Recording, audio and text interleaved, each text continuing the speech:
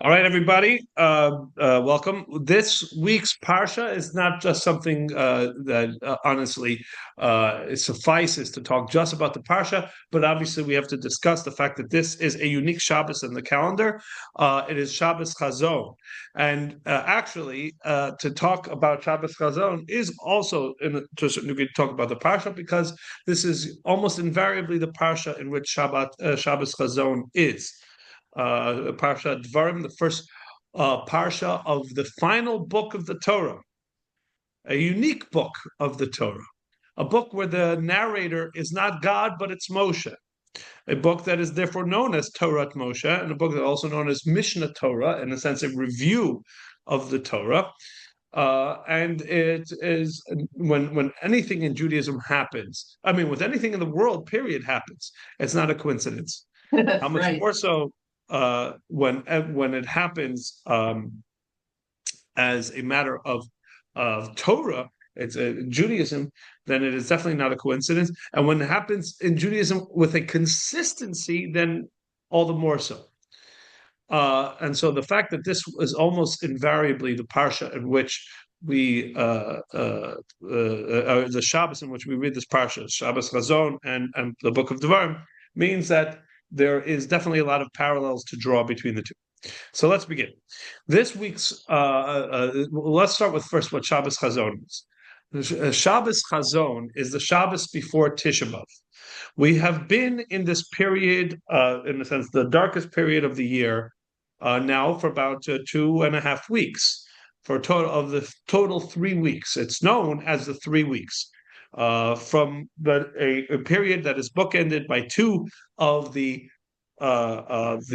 national fasts, the national fast that we fast as part of our calendar, every Jew. The besides for the ones that have a more positive, or at least an uplifting focus, like Yom Kippur, which is we're doing so for atonement. This is fast because of tragedies that occurred to the Jewish people. And the first one that opened this period of the 3 weeks was the 17th of Tammuz, and it was the day that Jerusalem was breached on the way to eventual destruction. Give me one moment, everybody. 1 second.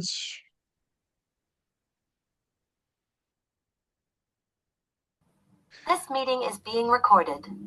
So we said the 17th of Tammuz is a day where the city of Jerusalem was breached, leading to the eventual destruction, which is going to be the next day on the calendar, the Tisha B'av, along with a whole bunch of other things. It was the day that Moshe broke the Luchot, smashed Luchot, and he came down and he saw the golden calf.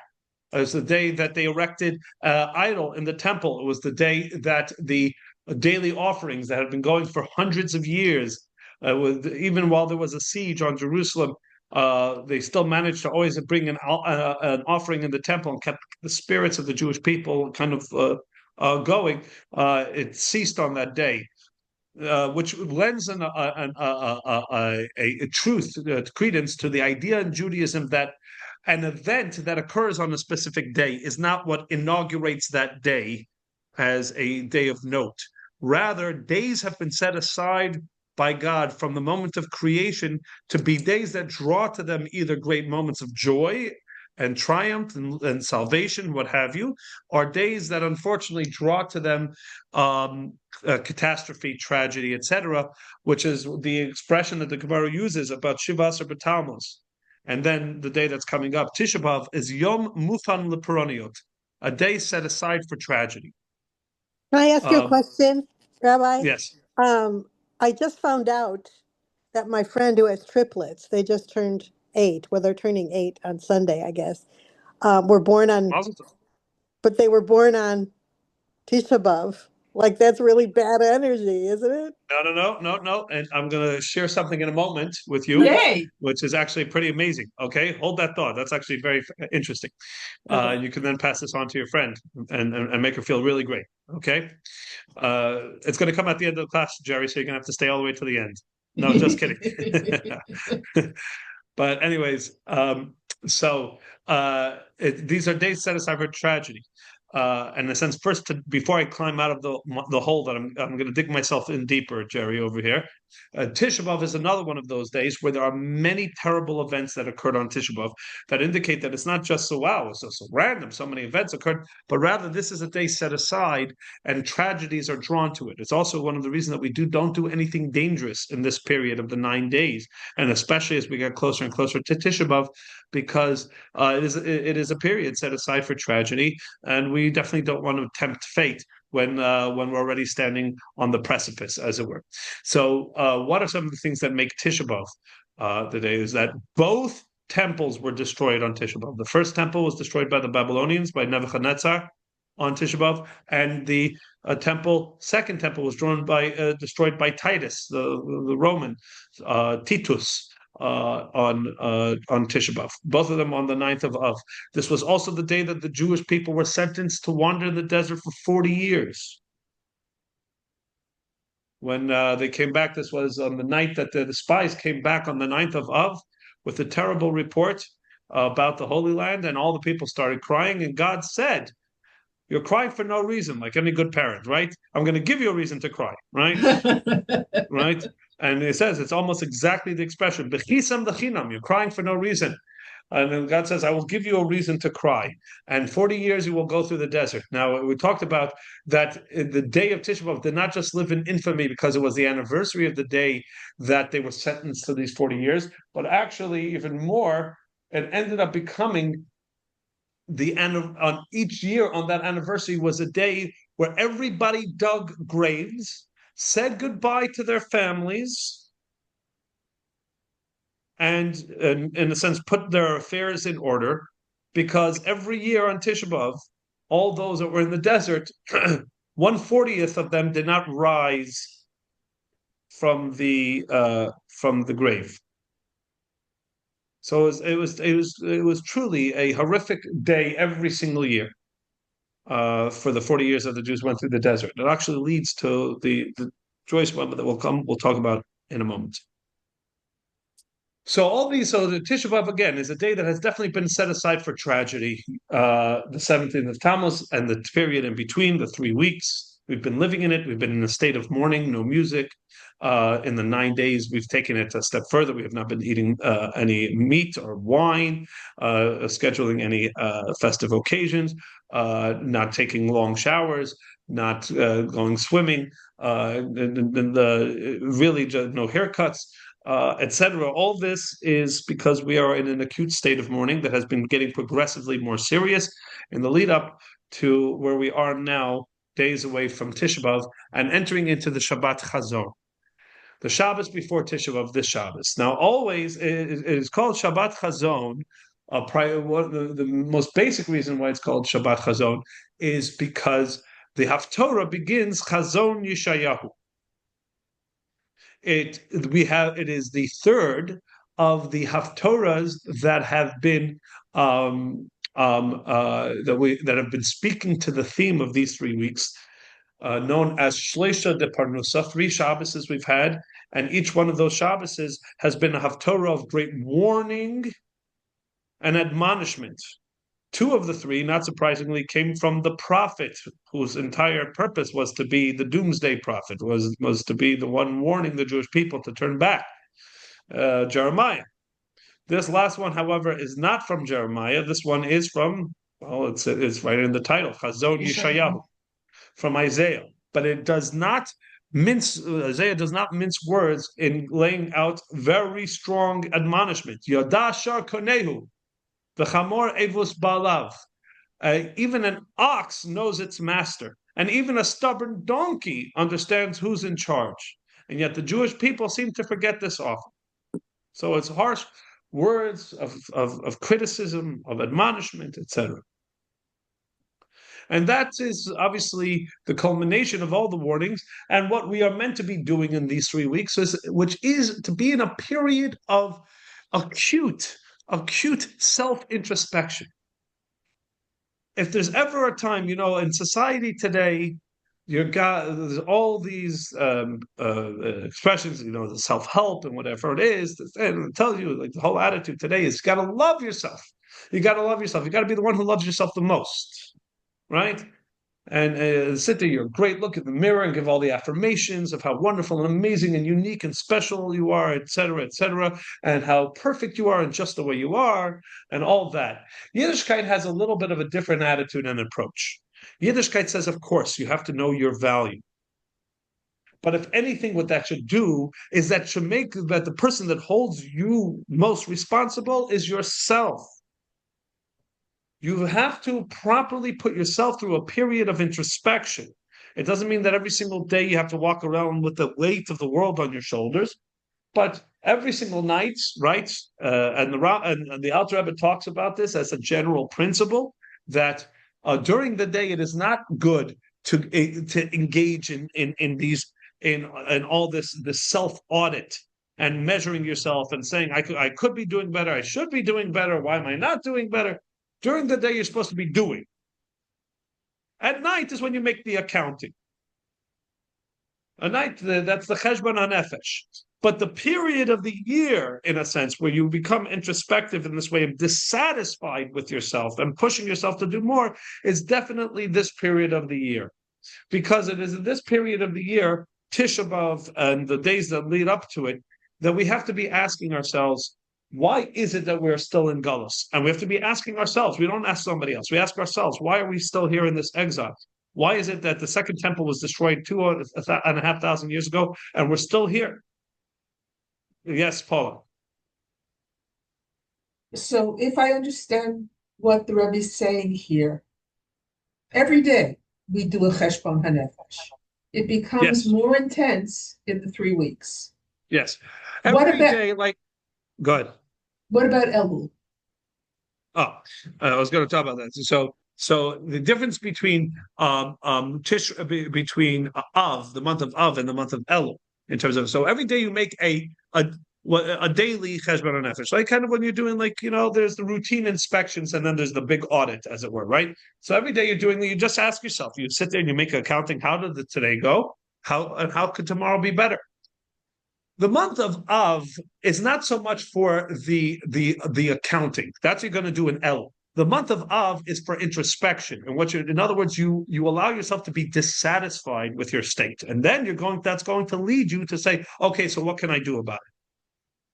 But the month of Av is a month that you stop looking through the rose-tinted glasses, and you get a little bit more. You take a look at the fact that I'm far from perfect, far from ideal. And that is why the month of Av leads into the month of Elul. Because the month of Av is the time there's let's put it this way. There's the Charata ala Avar, Kabbalah Tova ala Haba. Teshuvah is having regret for the past, right? And a commitment to the future. Elul is going to be having the regret for the past. Tishrei is going to be the commitment to the future. Av is when you realize that you have to be doing the teshuvah. Right? If you're not aware, if you're thinking that life is peachy and everything is great and hunky-dory and you never have that shock of the senses, right? The intervention happens in Av. Right? Like the alcoholic and the family has to stage an intervention, and then only then could the person begin the process of first acknowledging that what they've done, what they're doing wrong, and then begin resolution to the future. First step is the month of Av is the acute awareness. This is not okay. This is an untenable situation, both personally and on the bigger macro. So we do focus. We do, in a sense, allow it to be painful. That's the point of the month of Av. Don't cruise through this month. Don't assume everything is great and hunky-dory and peachy and you're great and love yourself and all that. Yes, of course you have to love yourself. But part of loving yourself is being willing to be honest with yourself, right? The same way when the family do an intervention, the very first words out of their mouth is, we love you. Because we love you, we have to tell you that you're not, to not address what's wrong is to not love you. So in this case, but that's all external yourself, coming to internal. That's all from any intervention that I've ever heard of is coming from the outside to you. This that you're talking about is very different. Yeah, because hopefully, what we hope before something we have to have an external intervention is hoping that a person will have an internal intervention, right? Let's say this alcoholic or whatever it is. We hope it shouldn't have to come to an external intervention. Hopefully, one time when they hit rock bottom or whatever it is, and they're looking at themselves, they're like, I don't like myself right now. I don't like the way it is. I don't like where my life is heading, and they'll take care of it by themselves. That's also an intervention. That's the better form of an intervention. That's an intervention that doesn't have to come from the outside. That's what Tisha B'Av, that's what the month of Av is setting up. It's giving you the chance to have an internal intervention and a sense of internal dissatisfaction with the way things are at, and that you're going to actually do something about it. You have to do something about it. Right? That's brilliant. That's think about that. We are required to do an internal intervention. You may not think you need one, but you better start looking because this is the time. This is what is commanded. It's brilliant. Judaism is. It comes from God. God's pretty good at this. But ultimately, the point is that you can't begin to do teshuvah in the month of Elul unless you realize that you need to do teshuvah. Until you realize that, the state that I'm in, that I think I'm just floating and everything's great. It's not so. It's not so. And honestly, most of the times you know it, and you kind of are deliberately numbing yourself, right? But the Novocaine should wear off, and then you should become aware of it. Okay? So that's the month of. Now, here's the point, and this gets to the Jerry's point. So Shabbat Chazon is a Shabbos where you'd say, if that's the case, then basically we've taken a Shabbos and we've also made it a rough thing. It's rough. It's like a little bit of a Tisha B'Av Shabbos. It's like Shabbos of a Tisha B'Av, and it's like already we're kind of getting into, it's a melancholy Shabbos, right? It's going to be a melancholy Shabbos.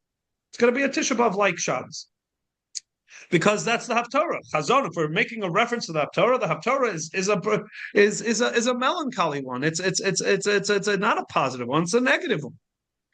Which makes then the approach of the Levi Yitzchak Berdichev, what he uncovers for us about this, quite fascinating. Because it comes from Levi Yitzchak Berdichev, and he says, you know why it's called Chazon? Chazon means to see, means the vision. That's what it literally means, right? It doesn't say the Shabbos of the Haftorah of Chazon Yishayahu. It says Shabbos Chazon, the Shabbos of the vision. What vision? Okay, yes, the vision of Yishayahu, but it also opens up to understand it a little bit differently as well.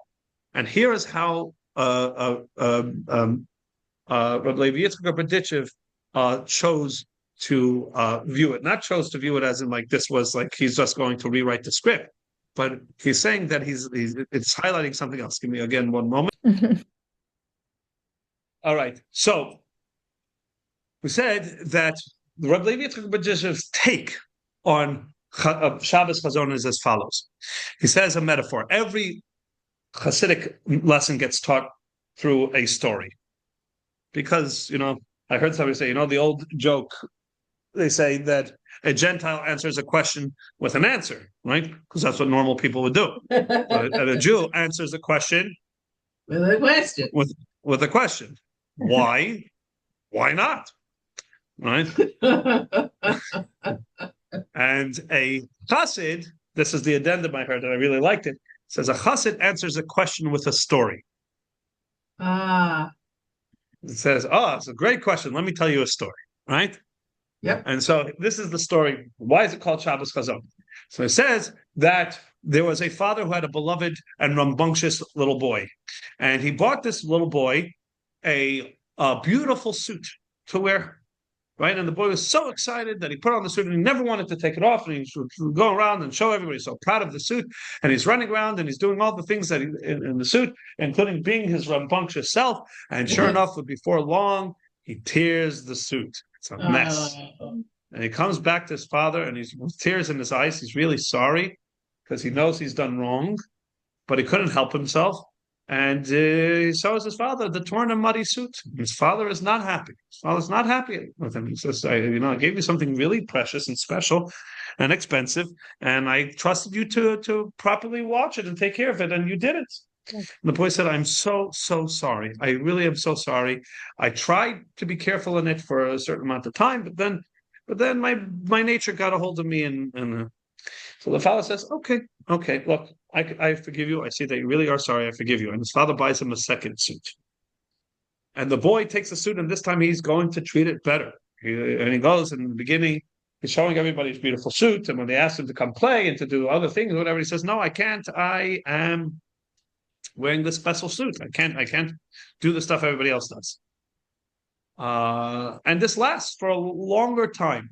But sure enough, the day comes and the boy is being the boy as the boy is, and his nature gets a better of him. And sure enough, he tears the suit again. Second suit. Comes his father again with tears in his eyes, and he really means it. He says, I'm so sorry. I really am sorry. I didn't mean it, but I tried hard, and look, I did better than the first time, but ultimately I destroyed the second suit. And the father is not happy. Right. His father's not happy because and a little bit disappointed. He said, I thought you would have learned the lesson from the first time, and this time around you would have learned that you have to just be different. It's not just holding back. Be different. Act different. The boy says, I'm trying, but I guess I wasn't really ready. So the father hears this. What's the father to do at this point? Right? The definition of insanity is where you try the same thing again and again and expect a different result. Expected is a different result. Right? So his father loves him. His father wants to give him a suit, but to buy him a third suit is ludicrous. So what does the father do? The father buys the third suit. But he doesn't give it to the boy right away. What he does is he puts it in the closet. And he tells the boy, come take a look at it. This is yours. Once you have proven to me that you're going to treat it properly. So now the boy has a goal to work towards.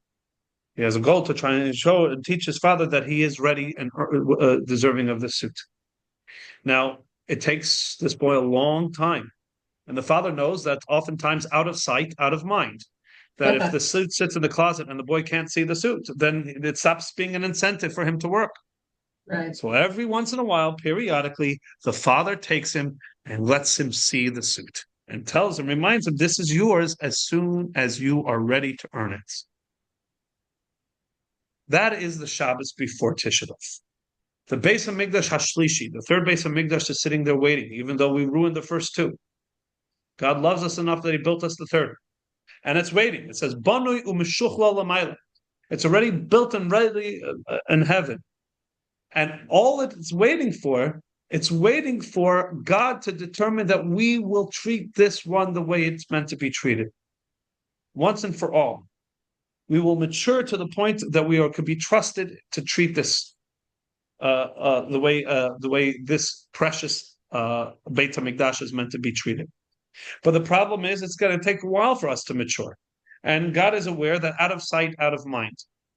So once a year, close to the anniversary of the day that we destroyed the suit, so that showing it to us will kind of come with the weight of reminding ourselves why it is that we don't have it in our hands. Once a year, God shows us the Beit HaMikdash. He gives us the vision, Shabbat Chazon. This is Rabbi Levi Yitzchak Berditchev's explanation to what the Shabbos is, which changes the entire tenor of the Shabbos.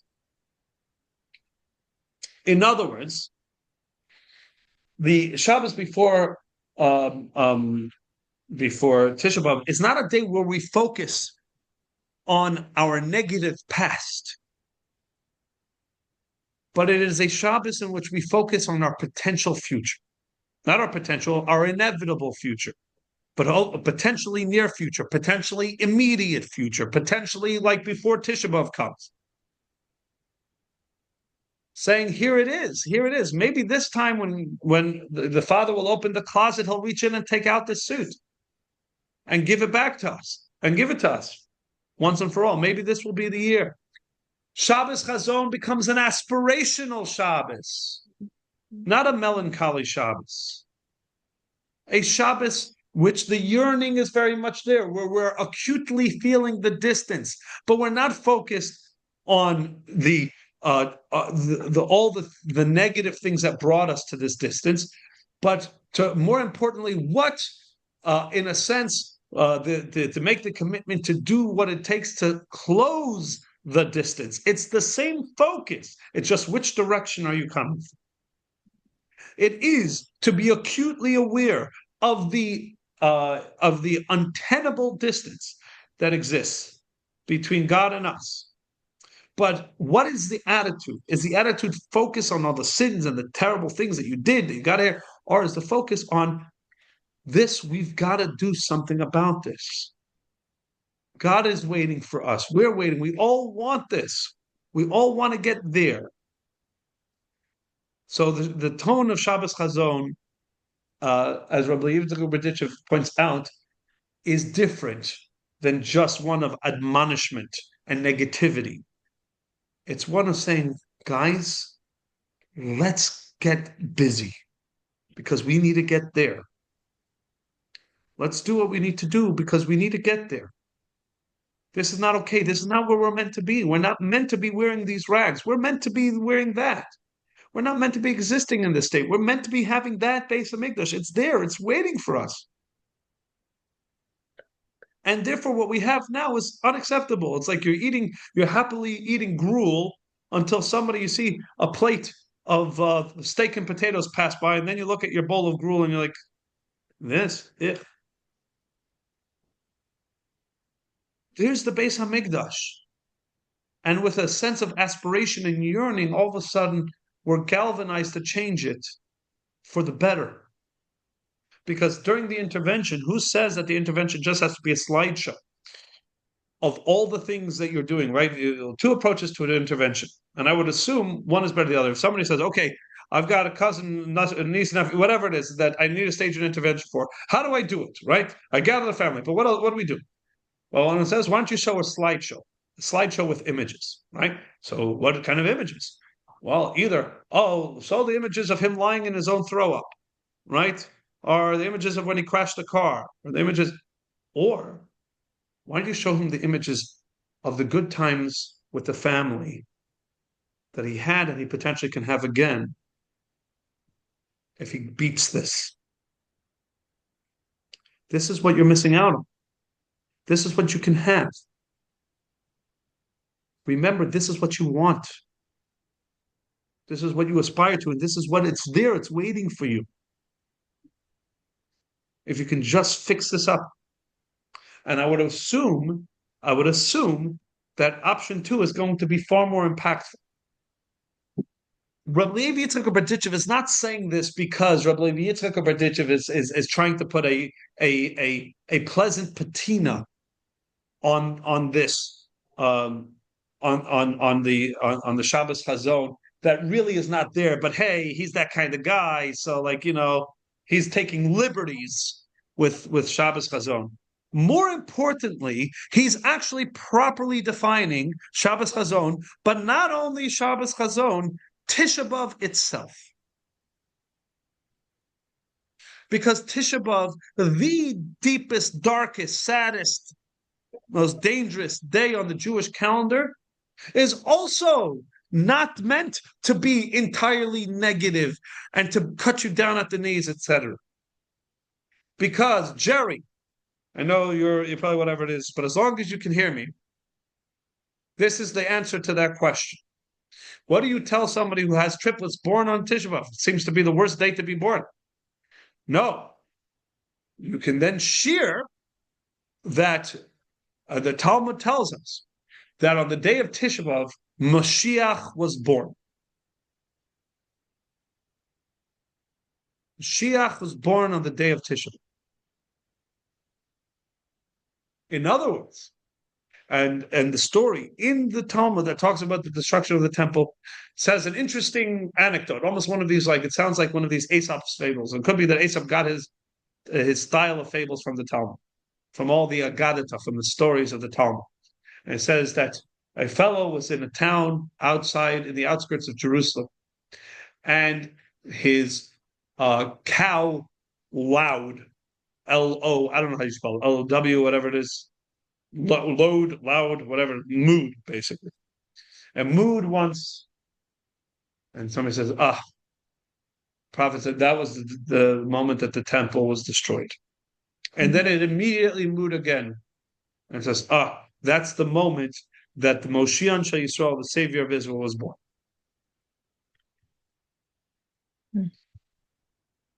What's the point of the Talmud telling us that story and the idea that Mashiach was born on Tisha B'Av? Is to say the goal of Tisha B'Av is not to be this negative dead end. That the best we can do is reverse and try to back out of it and come back the way we came and to be better. No, Tisha B'Av is a tunnel that you're meant to pass through on the way to the light at the other end of the tunnel. And you need to be aware of that. Tisha B'Av is not the dead end. Tisha B'Av is a pass-through. It's a deep, dark place that you have to go to in order to, in a sense, as we said, galvanize yourself so that you can look. You need to hit that rock bottom and so that you can climb yourself back up. So to Tisha B'Av is not meant to be focused purely on all the wrong things and the negative, etc., etc. Yes, of course, you allow those feelings to come in on Tisha B'Av, because if you're not going to do it on Tisha B'Av, you're really not going to properly do it in any day, and you need to do it. You need to take a moment and realize how far you are from God, and how far we are from perfect, and how far we are from the Geula, and how unacceptable the state that we're in is.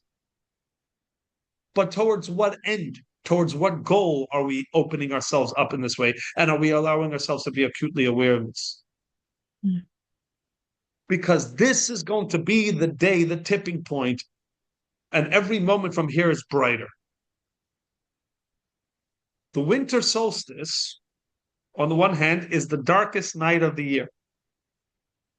But what else is it? It's the day when everything starts getting brighter and brighter. Each day that follows gets brighter and brighter.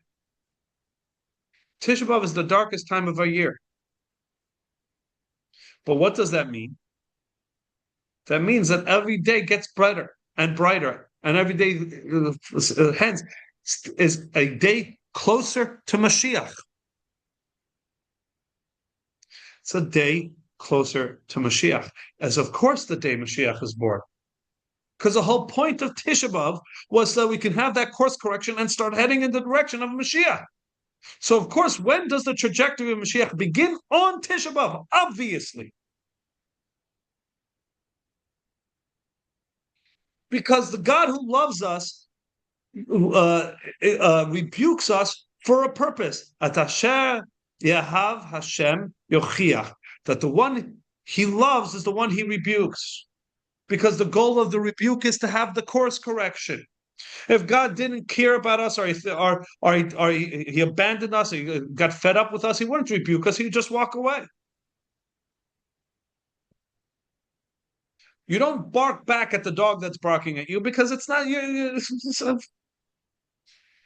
I'm bothered by it. I engage. God is engaging with us because he loves us. Tisha B'Av happens, and we acknowledge this on the day of Tisha B'Av itself. What do we say on Tisha B'Av? We say, thank you, God, for taking out your anger on what? On sticks and stones rather than on flesh and blood. The very fact that God destroyed his Beit HaMikdash is a sign that he wanted to preserve us. He destroyed his own house. He let out his wrath not on us, but on the house. So that we will be still there to rehabilitate and come back. The whole tenor of Tisha B'Av is a different tenor than most people assume it is. It is not, again, a day to be lighthearted or to not acknowledge that terrible tragedy and of our own doing is what Tisha B'Av is, and the ramifications that we still feel.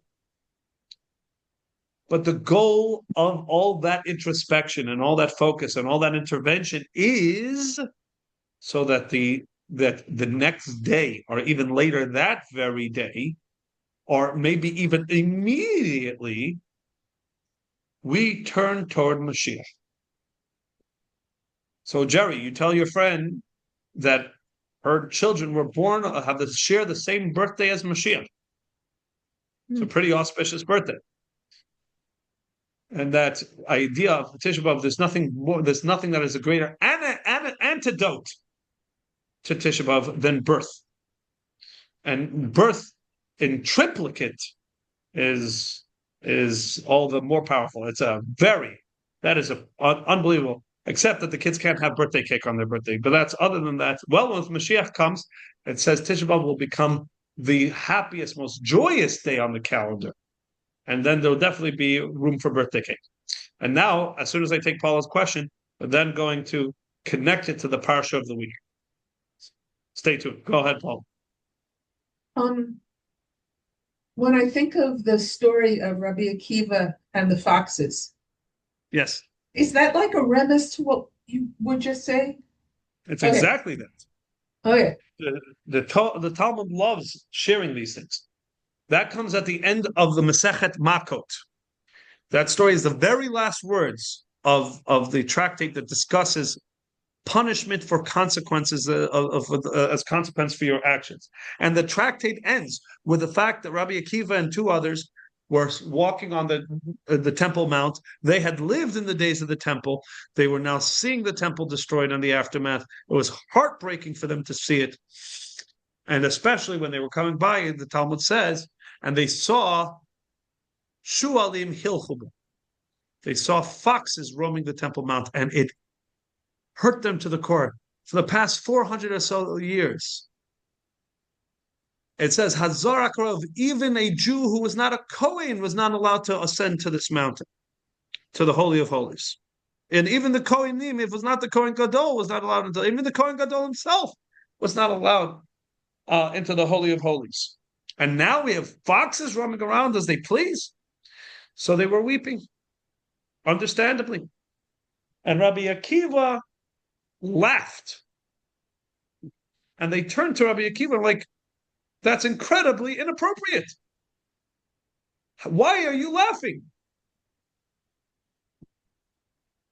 So Rabbi Akiva, as I said, is a good rabbi. And this is exactly how the Talmud says it. He says, and he turns to them and he asks them, and why are you crying? Aren't you laughing? They says, well, we're crying because this is the fulfillment of the prophecy that says, Al Har Tzion Sheshamim Shualim Hilchubo. On the destroyed Temple Mount, Shualim, foxes, will roam. Here we are, we're living through it. This terrible, terrible prophecy, and this has been fulfilled in our time. Rabbi Akiva says, and that's exactly why I'm laughing. Because alongside that prophecy, the Torah juxtaposes it against another prophecy.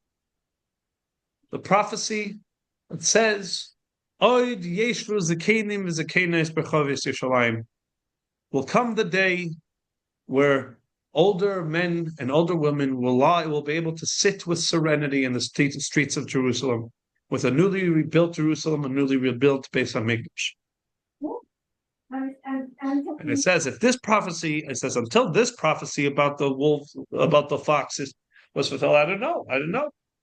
But now that this prophecy is fulfilled, for sure that prophecy will be fulfilled. And what he's saying is that in general, Tisha B'Av and these days of being acutely aware of the tragedy that is Tisha B'Av are the days that also have us acutely aware and focused on where this is supposed to head to.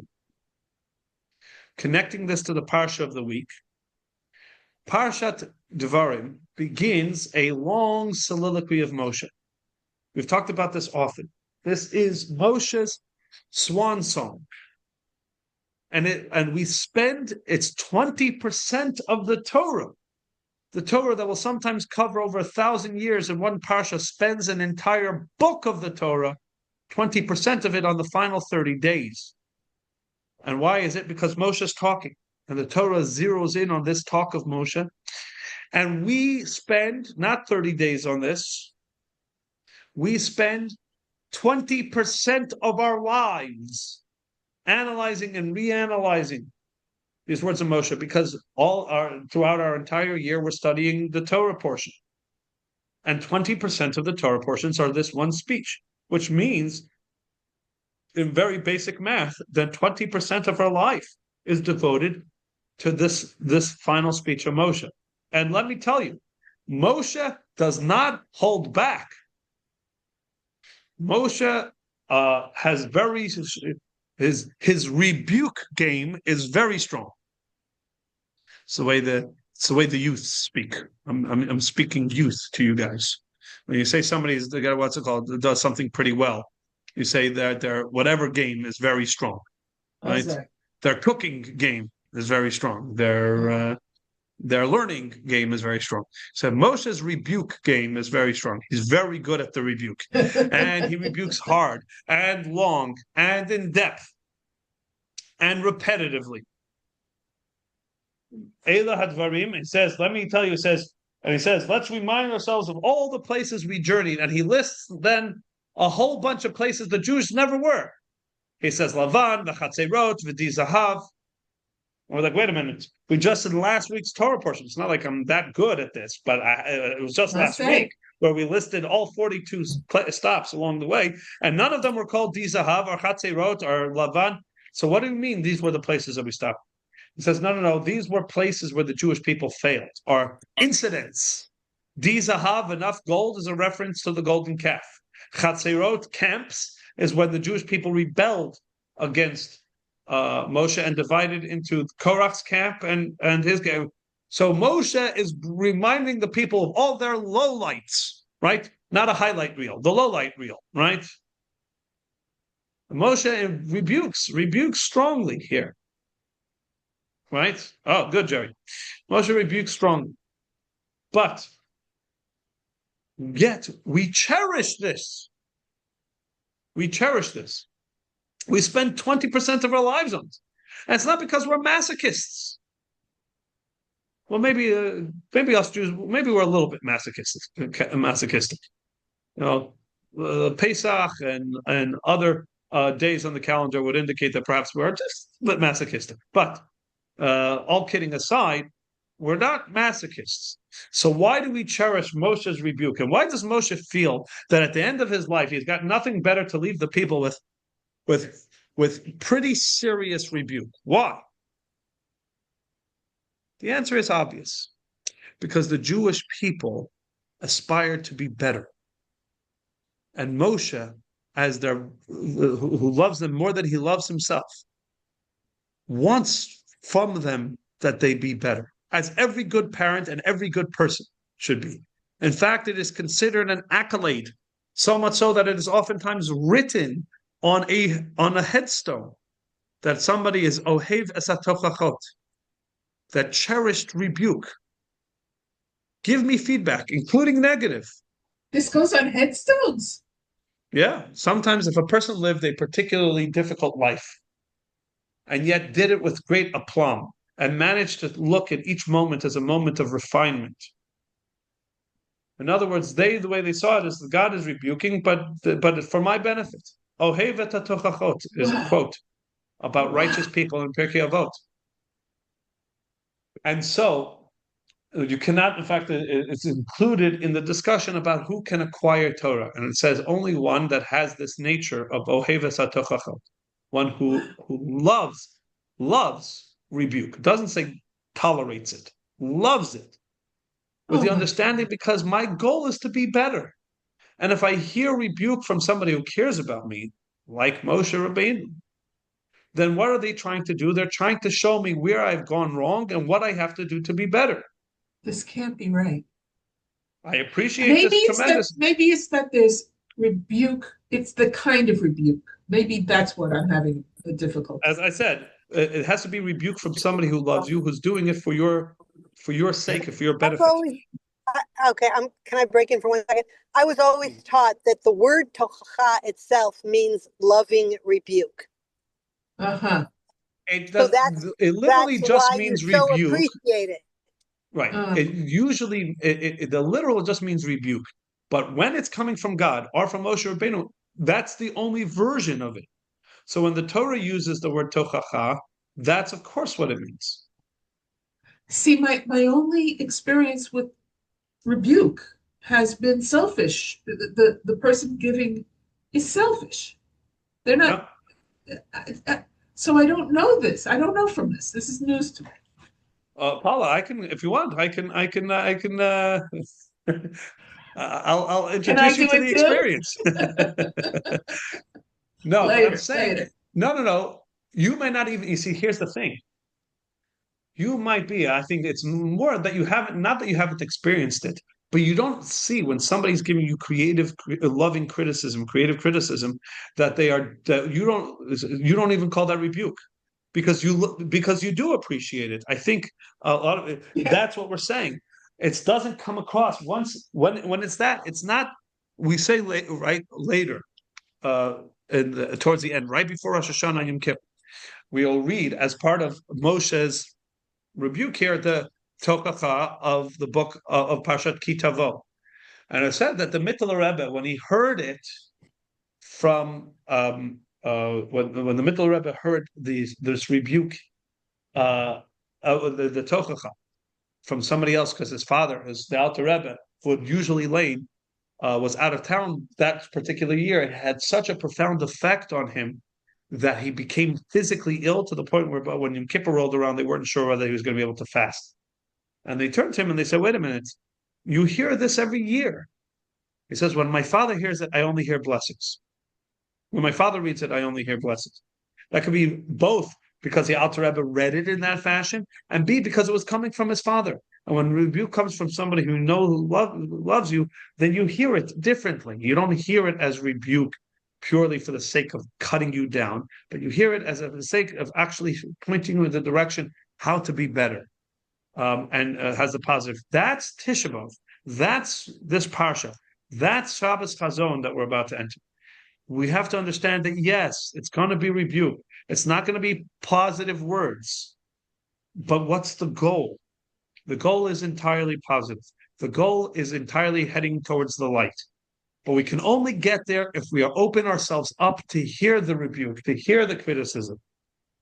Then we are ready to use it to march forward in the right direction. But if we remain ambivalent, or we don't allow it in, because we decided I don't deserve to hear this kind of rebuke. I don't have to deal with it.